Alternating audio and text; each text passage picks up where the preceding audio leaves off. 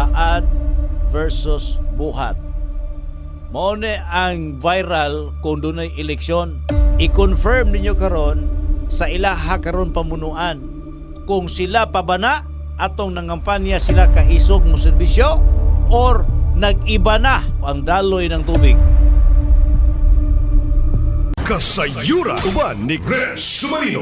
Saad versus Buhat.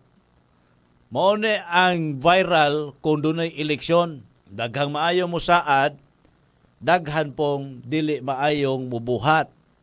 Muna makita ni mo na nga tubag ug ebidensya ana kanang mga nanglingkod karon nga mga opisyal. Tan-awa og obserbare ninyo kung gi-record ninyo ang ilang gipanulti atong nakalabay nga nangampanya sila. I-confirm ninyo karon sa ilaha karon pamunuan kung sila pabana atong nangampanya sila kaisog mo serbisyo or nag-iba na ang daloy ng tubig. Sigang mata sa uban kay tinuod bitaw siya no mag nausab man ning among mayor karon. Ato nangampanya pa agresibo man kaayo bula-bula mambaba og Saad unsa nya karon di naman man nimo madunggan mo istorya.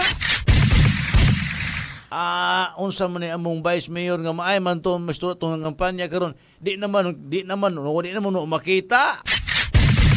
Oy, naunsa man ning among konsihal nga aktibo man kaya itong nangampanya pa ni karon di naman na mo makaplagan.